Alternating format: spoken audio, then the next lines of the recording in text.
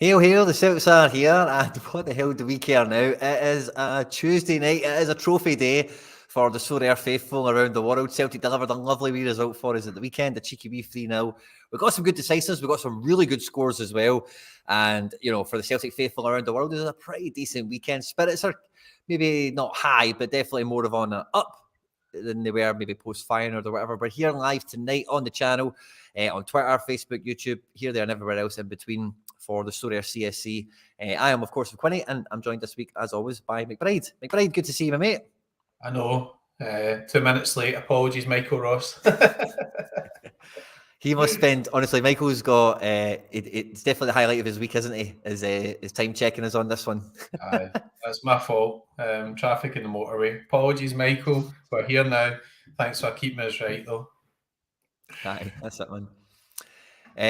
Did I say Dundee? Sorry. It's been one of those weeks. The emotions have been so high with it all, you know, because I've got a really big team coming in this week. For any of you that are maybe a bit more Celtic minded than Sorare minded, might not be on Twitter with me, but I've got a pretty big one. Thanks to Captain Greg Taylor and Daizen Maeda finally getting a decisive in the game. But it was a pretty convincing result, McBride. And when it comes to Livy away, we spoke about it last week, but it is one of those away fixtures that on paper you do think sharp intake of breath. Is this a game I really want to play defenders in, mainly as much as anything else? Goalkeepers, that I want to pick the goalkeeper in this game.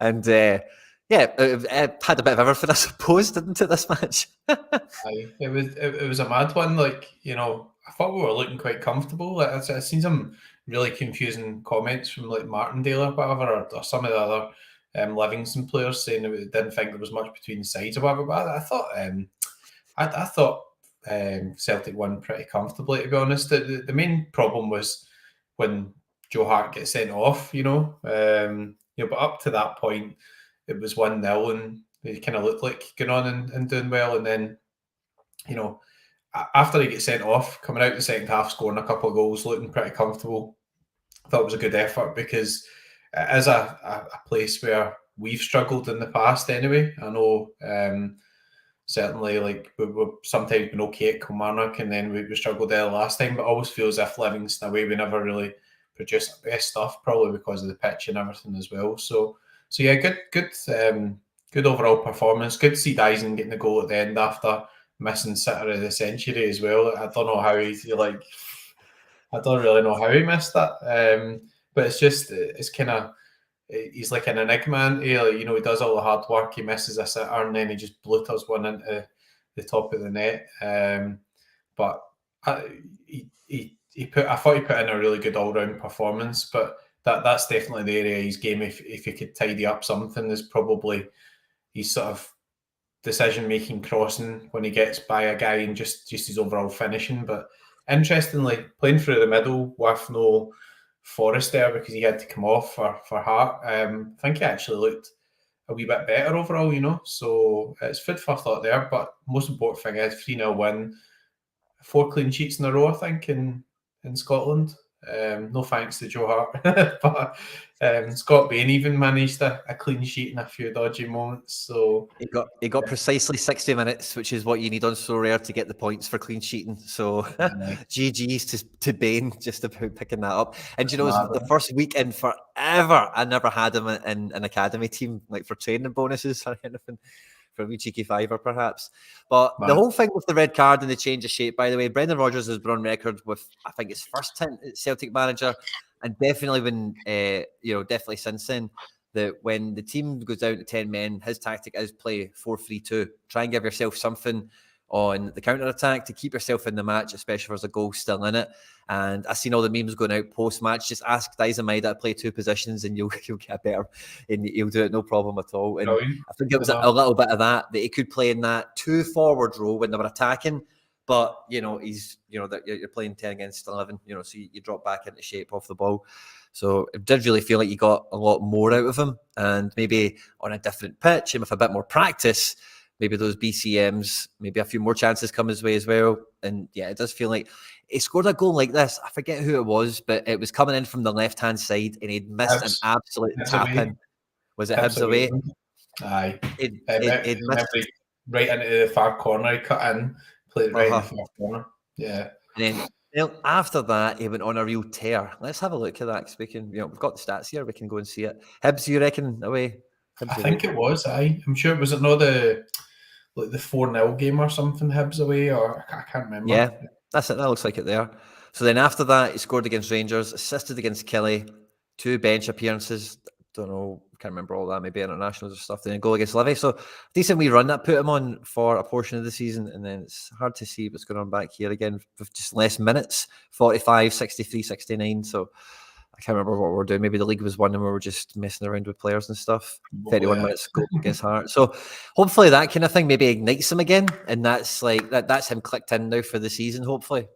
Yeah. I think he's been playing well. I think sometimes like a lot of the hard work he does just doesn't like either come in terms of the stats or what people look for as well, I think I said it before when we were talking about the performance at Ibrox, but the big takeaway there was Tavernier was non-existent at Ibrox, and he's a guy who scores well on like potential Sorare scores as well. And you look at his stats, even though he doesn't have a card, he's like a guy who's doing 80s and 90s and 100s and all that type of stuff. And the game at Ibrox, he 39. I remember that stuck in my head. So that's a terrible score for Tavernier, and one of the reasons for that is that Maeda just like played him right out of it. So we look at how well he scores normally, because he takes free kicks, he gets in the box, he scores, he takes penalties, he gets assists, all that type of stuff. And Maeda was absolutely brilliant against him. So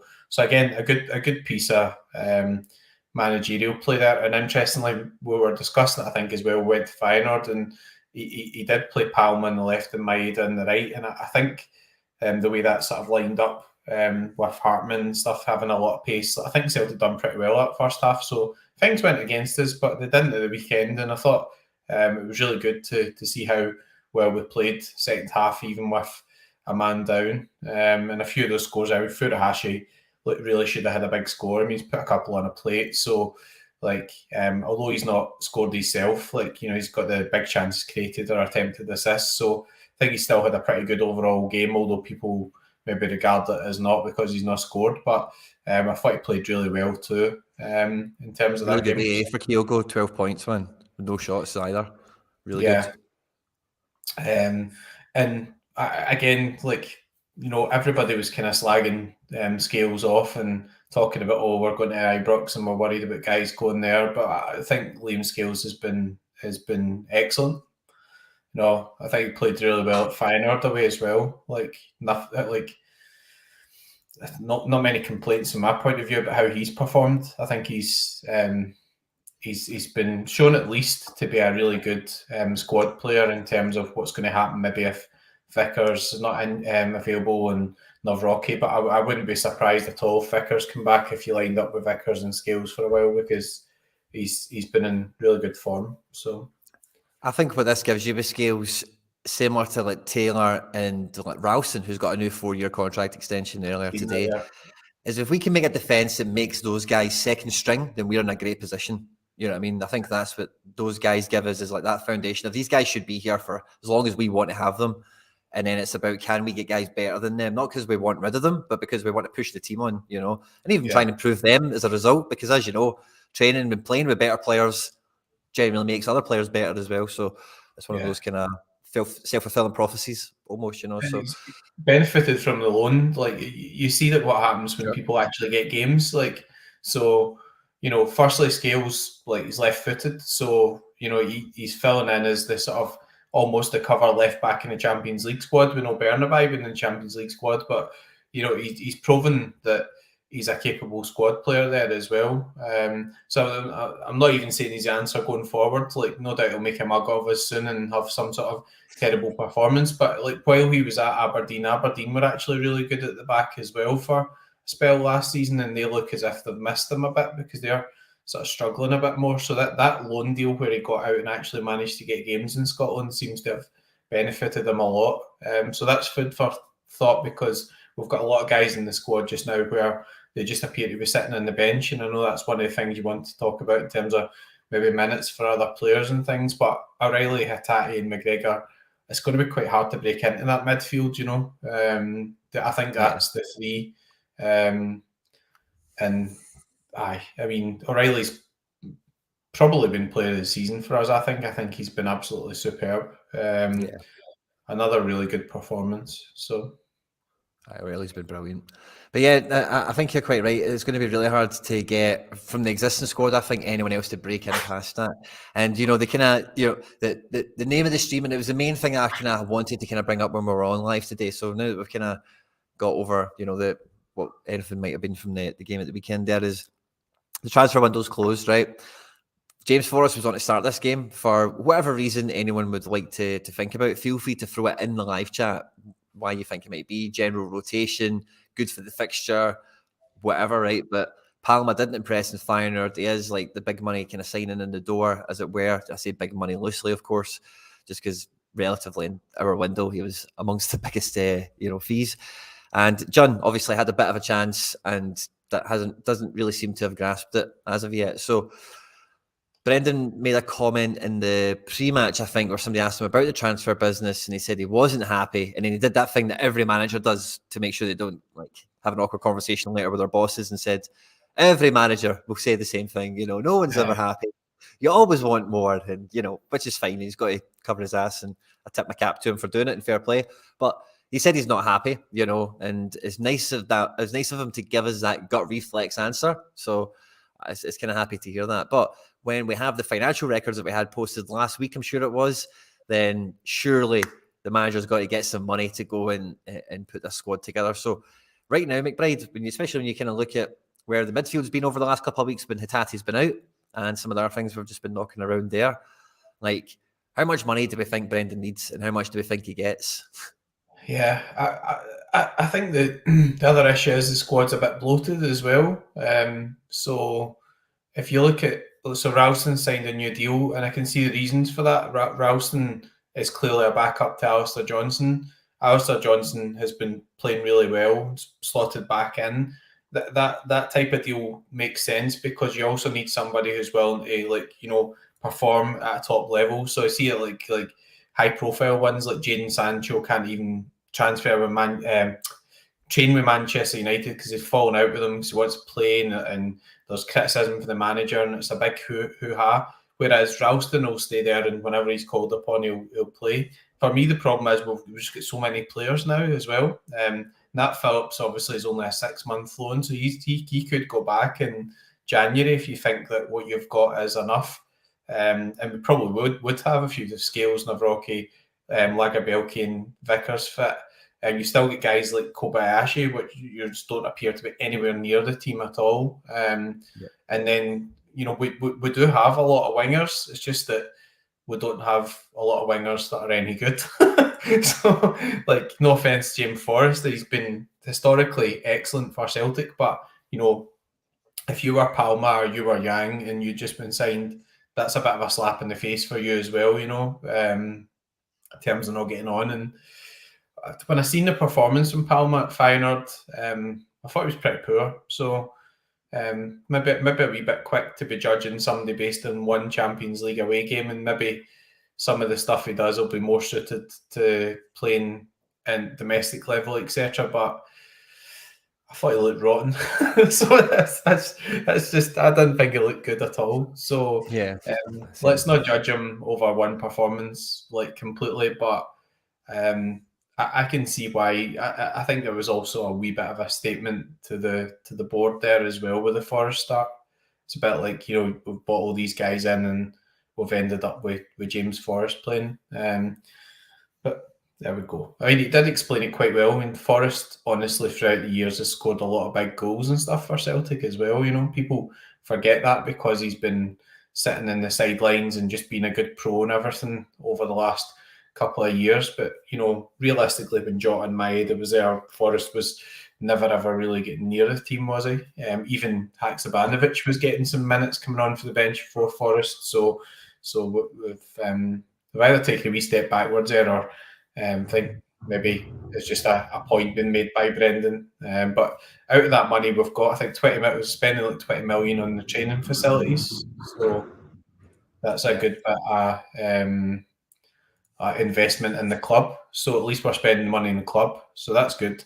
and we'll need to see what happens in January. But I would suspect that if we're going to bring in more quality, we might need to also make a decision in game time for some of these guys and not just have them wasting away in the squad doing nothing, because for young players that's not really a good thing either, right? So yeah, I agree. Also, as well, just another thing I wanted to throw into just the picture of the conversation, as well as the updated squad picture came out today. I don't know if you've seen that yourself, but no James McCarthy, which is just meme material. He's not even there for the squad picture, which is just like, what's even going on with him, man? But yeah, so we've got a few other kind of comments coming in on the same kind of thing in terms of the business getting done, bargain basement stuff, which it was very much in the summer. But again, like, I don't know, kind of clutching at straws at this point. But see, when I look at that in terms of hope, because there's been nothing to suggest hope is going to be satisfied, really. But with the squad the way it's sitting now, like, the Odenholms, the Palmas, the Forest, if you think about that Asian Cup situation, if we do lose like 4 strikers, 4 attackers, 4 wingers, whatever, however you want to categorise them all, during that Asia Cup, then we need a Bader, we'll need Tillio, we'll need Mikey Johnson, we'll need James Forrest, we'll need Rocco Vata on that current roster we've got at the moment. We'll probably need Turnbull to play centre forward. When's the Asian Cup on? Like, I know there's the AFCON as well, but that's after Christmas, right? So is the Asian Cup not this side of Christmas? I can't remember. So let's see if I can actually find that out. Wonders of Google. Something tells me it's a spring thing, like something in our kind of springtime. I'm thinking like February, March. That kind of period. I don't know why I'm thinking that. But when you look at the difference in the Feyenoord game, the main thing on the pitch was physicality. It was a big part of the. I think we had enough spells in the game where we did open them up. We could have completed some chances. We could have actually scored some goals and got a different result on the night. Sliding doors, butterfly effect, whatever you want to think of it as. Yeah. So I definitely think technically we've got a team capable enough of finishing third in this group. Like, I think that has been demonstrated, which is fine.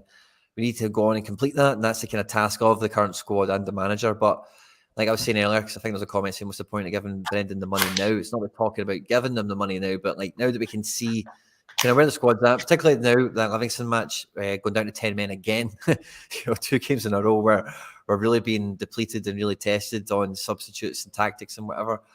Yeah. But is where how much because in the modern market as well, like the difference between us and Feyenoord really is like it was the actual difference on the pitch was strength in midfield and strength in defence, where if they wanted to put a foot on the ball and control the tempo, they could do that, and we couldn't really do much about it.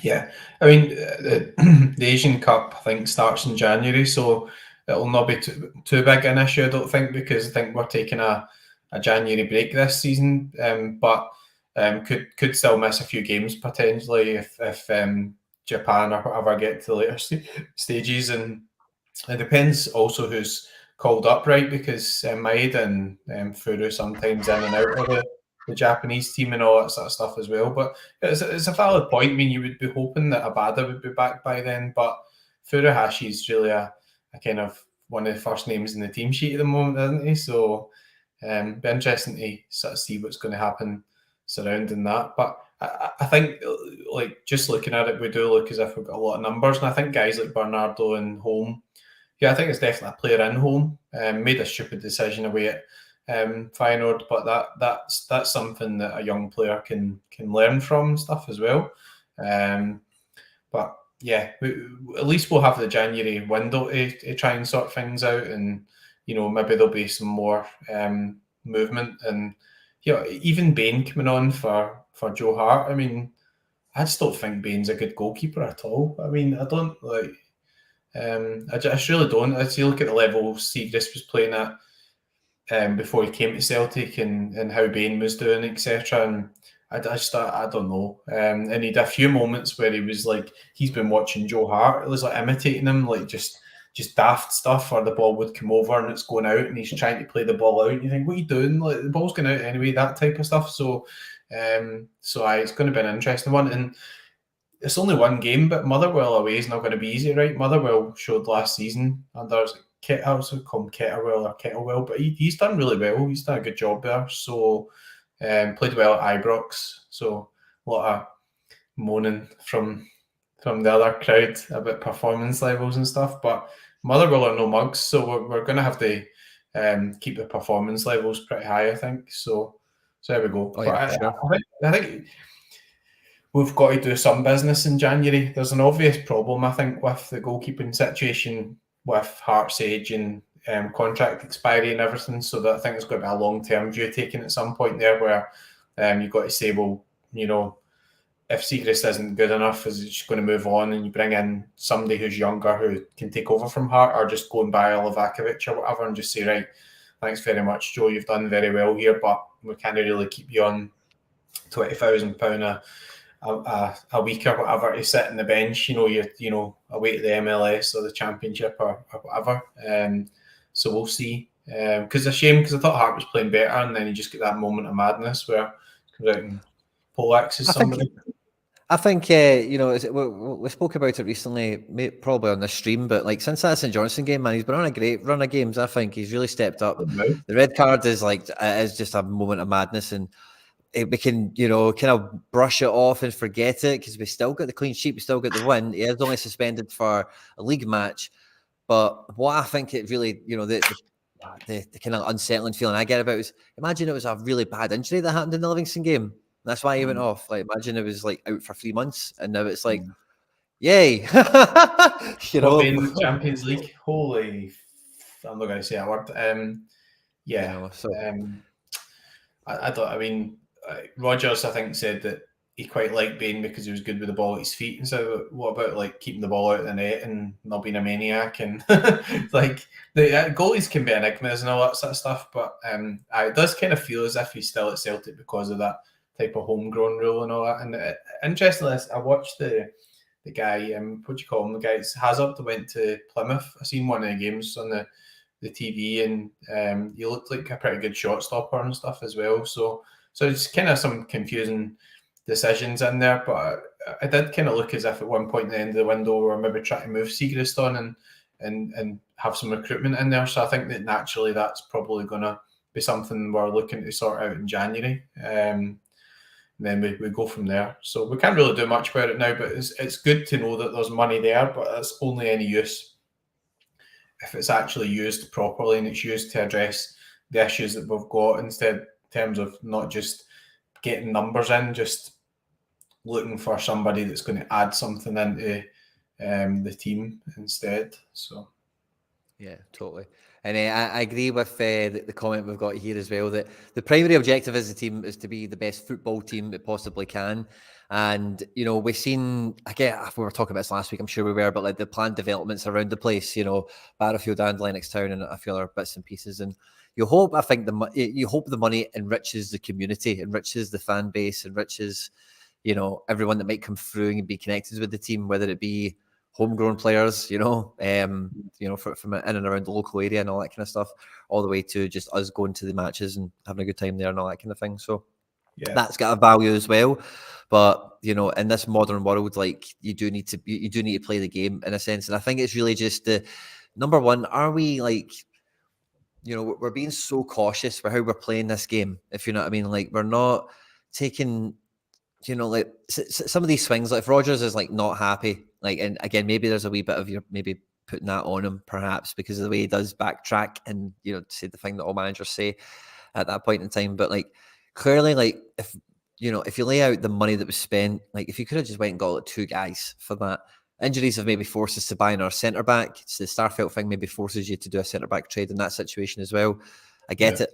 But, outside of that, the guys like Bernardo's and Palmas and whatever, I don't know how there couldn't be like, let's go and get a proper guy for like 8 million that would upgrade the attack, make us a real different force, Yeah, I think so as well. I mean, to get back to the investment in the facilities, like that's probably more important than some people would think as well, because when you want to really attract really top young players or top players in general, then that's one of the things they're going to look at.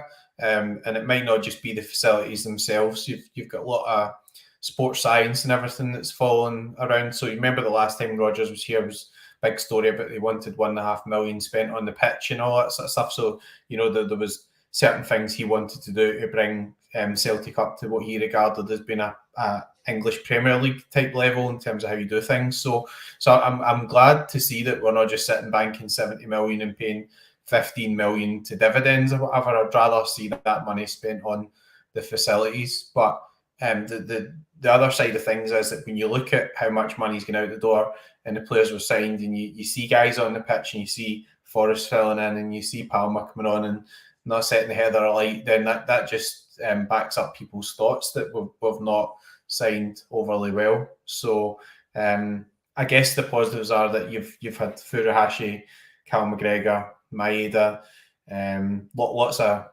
commitments to staying at the club. You've not managed to tie down Hatate any longer at the moment. He's just coming back in the team, but at least he stayed because we all worried that maybe he would go, and he gives us something in the sort of midfield that when he's really sharp is really something that we're struggling from the other players. So yeah, I think that there's still got some good times ahead, but there's obvious issues there, and there's going to have to be maybe some hits taken in terms of moving people on just to sort of free up space, because you don't need 3 players for a position. You need one. You need like 2.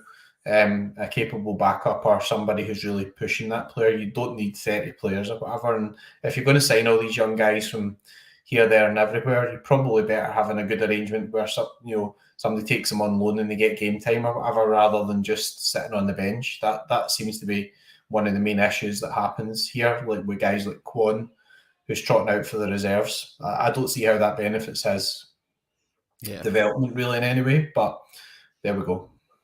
Yeah, for sure. And looking at the next kind of run of games, so obviously we've got Motherwell away this weekend coming, and then after that we've got Lazio at Celtic Park. We've then got Kilmarnock at Celtic Park. Wee bit of revenge perhaps on the cards there.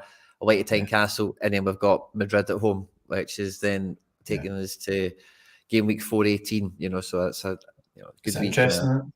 5-week chunk there. So this is a really important period where I don't think we're going to see Navracci anywhere near the squad or anything like that, of course, but I think we're expecting and hoping Vickers does return soon. There was a comment earlier, hoping and expecting to see Vickers and Phillips together. I think the way the squad sits now, by the way, left centre-back is Liam Scales's until somebody can try and push him out. But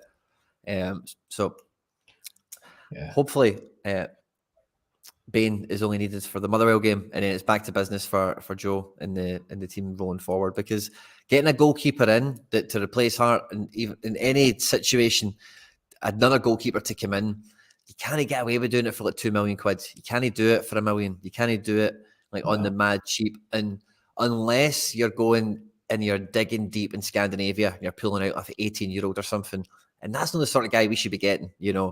Goalkeepers unfortunately cost money. Unfortunately, goalkeepers you would be able to get and want and bring in have played first team football. There's just not many ways of getting around that. So you kind of need to take the plunge when you can. Now I wonder, McBride, as well, I put the comment on screen earlier, we got Alistair Johnson in the January window. Do we maybe go back into MLS for a goalkeeper, or for that maverick, like air quotes, Jota replacement? Is MLS maybe a market we go back into, do you think? That'd be quite interesting. Yeah, I mean, potentially, yeah. The MLS sign a lot of good young players from South America and things now as well. So that's a potential one. I don't know if you could attract him, but Ryan Gold, absolutely superb. You imagine signing somebody like that. I don't understand how he doesn't get. I'd take Gold, by the way. I would take Gold. I think he's an excellent player. I see Mickey saying about you paid $5 million for Barkas, and I suppose at that point he was a great goalkeeper.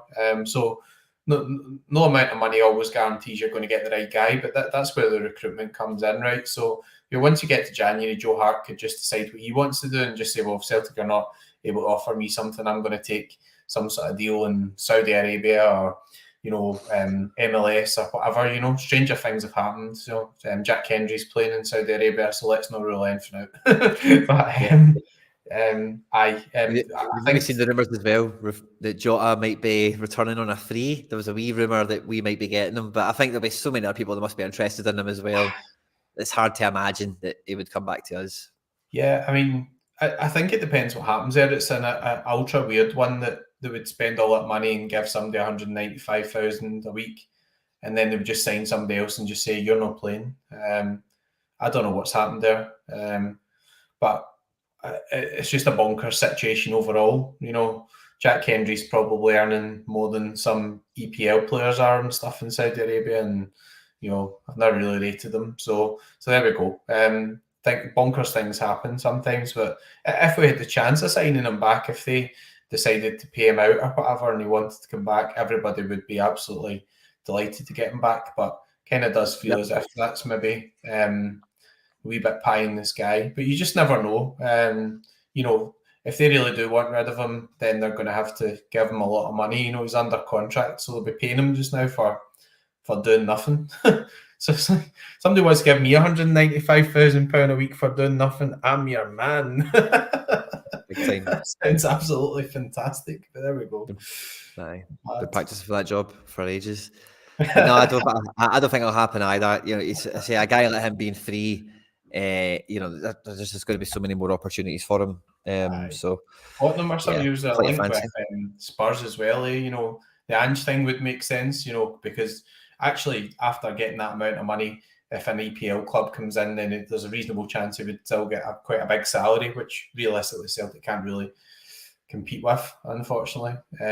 But then again, there's guys there unfortunately get injured. But if you look at Feyenoord, they went and signed like Ivanišek and stuff, and paid a good transfer fee for him, but went and got him from Croatia. And I bet you nobody here has really heard of Ivanišek, although he's an international player. Whereas we know him pretty well. We know he's a top level type performer. So there are other players out there as well that you could go and sign. Like Anwar Al Ghazi's on a free contract just now as well. I don't think he's even signed anywhere yet. So he was at PSV and then he's not got a game and then he's in a free. So sometimes things come right out of the blue and you just see where it goes. But we've got the money. So, you know, as Roger said, we should be thinking about this now and planning these moves for January and not be on the back foot like we were. So sorry about the echo, Michael.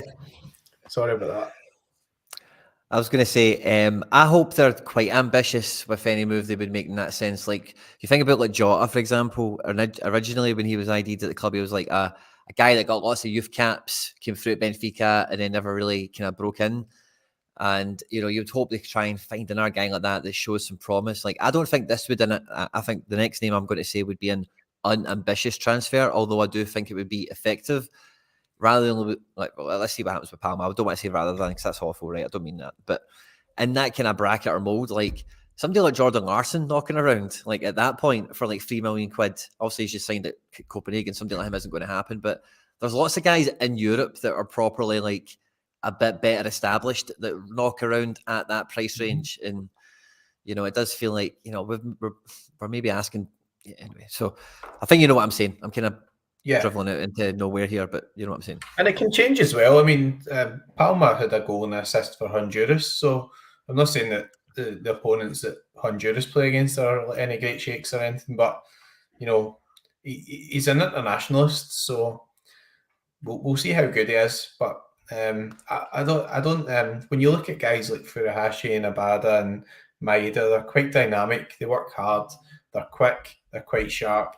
Palma looked a wee bit laboured. And even then, when he got the chance or whatever, you think, okay, right, but he's got the chance to deliver some sort of final ball, didn't really seem to work. But there can be a sort of integration period there as well. So remember one time he got the ball and he tried to cross it in the box and you think, that's not going to work against Feyenoord. You've got Furuhashi standing there, smallest guy in the pitch, against Hanko and Troner and Geertruida and all these, you know, really strong defensive players, so that doesn't quite work. So maybe he needs a wee bit more time as well. So let's not completely judge him on that, but I think we've got to look to improve the quality in those areas. And you know, I didn't play sharper lineup, and I didn't really know who to pick between Yang, Forrest, and Palma. That's not a situation you want to be in. You want to be in a situation where you're thinking he's a Matt O'Reilly and you can't drop him, or he's a Hatate when he's playing well, you can't drop him. You want somebody like that, like Jota, who just nails down a place. You think, right, he's the best guy there, unless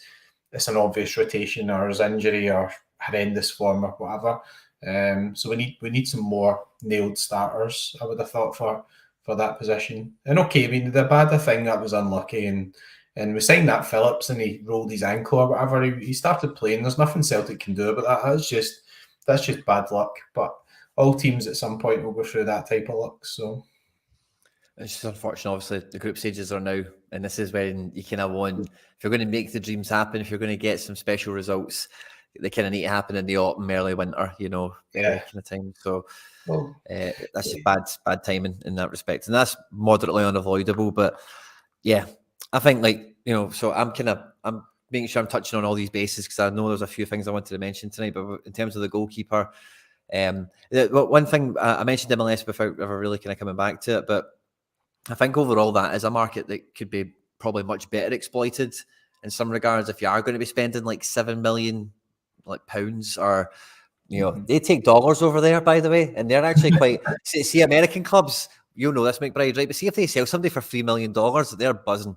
Like they are really happy. But that's a lot of a transfer fee for them. Like they sell guys that are highly valued to other clubs in European leagues, Denmark and Belgium especially, really at the moment. And yeah, man, like the transfer fees are like £3 million, £6 million for a really big one. And if you know who you're getting, like Alistair Johnson, then there's really good talent in there. And if you can, I think somebody like Thiago Almada would be like right out of price range, right? But if you could get somebody like him, or even, mate, I would really seriously take punts on NYC players. See guys like Magno or Santi Rodriguez, like those guys are like actually talented, like really good football players. And you take them out that MLS kind of circus environment, for lack of a better expression. It is like, equal playing fields, 4 DPs and, playoffs and all that kind of stuff. It's not like relegation and Champions League and that kind of respect, if you get me. Yeah. If you take them out that environment and put them into European football, which is where all these players want to go anyway, it's where all their drive and motivation is. But I would take punts on so many different guys like this in that price range when it comes to end of MLS season, when it comes into the January window. If the club can get the confidence levels that they got when they profiled Alistair Johnson, I would say take that step, buy the guy, Yeah, Magno would be he would be one of the top of my list anyway. Like, and then also we've got that sort of good relationship with City Group as well, so they might view that as somebody coming over to play in a sort of Champions League level team with a view to moving on if he develops. So that would definitely be an interesting one, and I wouldn't mind that at all if that was the general sort of strategy. And as you just said, we have signed some Scandinavian players, but there's a lot of good players come out of there. And I guess the trick is signing the right ones, the right ones that have got the right profile. And I'm not really convinced that the guys that we've signed are going to be the right fit for Rodgers, but that's maybe symptomatic of Ange leaving quite quickly. Took a few weeks to get the Rodgers deal done. After we get the Rodgers deal done, he had to come in. Were trying to sign players and they hadn't even held a training session with the club yet. And okay, we did have a bit more time because we knew that we're in the Champions League with no qualifiers, but we're behind the 8 ball a bit there. So I think that now we've got a bit more time, and we get some of these guys back, like Vickers, who's probably been our best defender over the past 2 seasons. Well, no probably about it. He has really. I mean, he's been excellent. So get guys like that back, we can start to progress again. And what you said about going into those games, well, you have had 4 clean sheets domestically in a row, so that's about the best shape you can go in. It looks as if we are starting to play a bit better now, so if we can stay solid and play as well on the ball as we did over in Feyenoord, but maybe just tidy up our final third passes, or that kind of end product type of thing, then you may well get some good results at Celtic Park as well. So yeah, just want to see the good times roll, just want to see the goals flow. And we got 3 at the weekend, of course, and it could have been a little bit more. It feels like it's happened that way in a couple of games. The comments came back up here, by the way, and I'm glad it came up, but we didn't let this one slip. But Iwata got minutes, and Iwata's got some really interesting quotes post-match, and I think it's clear to see now that Iwata is on the level. He doesn't do the job Hatate does, but he's definitely on the level of Hatate in terms of general security and possession, and can do his job well, and can make the right forward pass as well at the right time. Because I remember under Ange when I was getting bled into the team, in the final 10 minutes of the game, you'd see him breaking into the box trying to score. I mean, even though we had him down as a defensive player and whatever, he was getting in the nosebleed territory and he was going for it. So, I was going to say, it looks as if he was getting a nosebleed sometimes. They went for him in, So if we can bring him in a bit more as well over the next couple of games, I think that could be huge. Yeah, you might even find like Rodgers doing something a wee bit different as well. Maybe if you don't have those good quality options in the right wing, maybe you go Furuhashi and Maeda, and you go like O'Reilly and Hatate, and you go Iwata and Callum McGregor. So let's not just turn up in the Champions League and go, oh look, this is our formation, this is how we playing. We've shown a bit of like, I think the kind of tactical approach to how we played in Feyenoord was good. And the reason I was so gutted at half time we were 1-0 down is because I thought we'd done really well in the game. So, we were all expecting us to get scudded. Like, and Feyenoord, they were hammering everybody. They're even 3-0 up against Ajax away from home within 40 minutes, So, okay, we can beat 2-0 and there was a bit of chaos and stuff, but there's definitely positives to take from how we set up in the first half. And I was looking at that thinking that, we look as if we're holding our own here. We could get a result. So that's what we've got to do.